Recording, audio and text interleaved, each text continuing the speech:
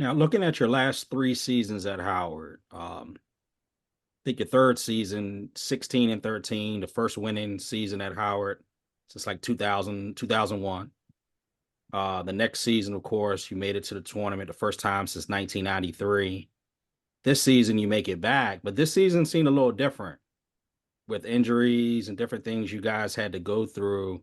What was special about this group? What do you think it was that was able to allow you guys to work through all those things, but still have a successful season?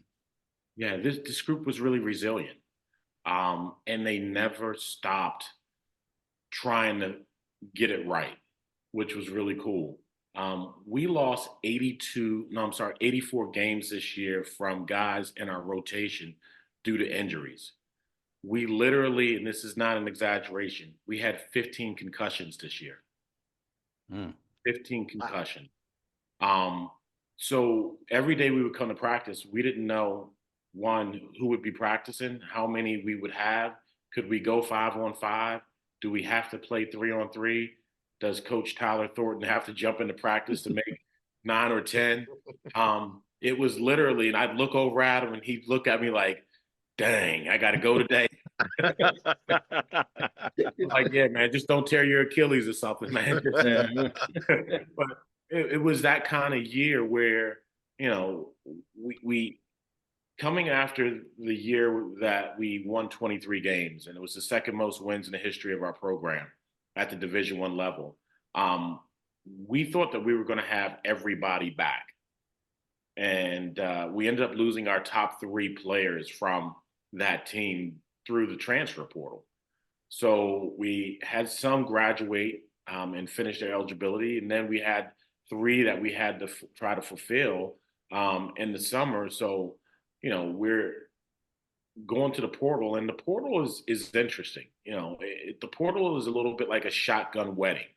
You know, you really don't know how it's going to work, and we try to identify young people, and you know, you can have, you know, them on visits, and so it's one of those things like, you know, we have to develop the chemistry, and with the chemistry, you know, our student athletes have to now buy into our culture. So there's a lot that you have to try to mesh in a very small time now with the portal to really have the optimum result from the group that you currently have. You know, Coach K has a book which I read at the end of last season called "A Season Is a Lifetime," and it basically talks about how each year you have a new team, and with that new team, like comes new challenges, and certainly, you know, we were able to, I think, take that momentum, and you know, winning is pretty cool because once you start winning, it's a little bit easier now for everybody else to believe. And that was a big part of, I think, our success and why we were able to stay there.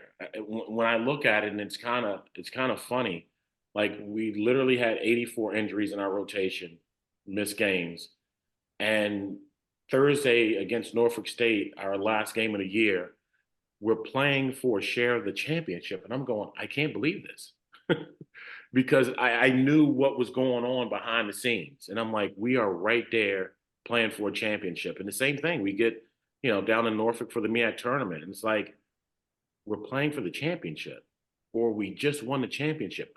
Like with five players and Elijah Williams, a walk on, contributing in those like heavy moments, which he hadn't really gotten that much playing time throughout the year. So it was like such a testament to our players, I think, to their character, to the culture that we have here at Howard, that we've developed.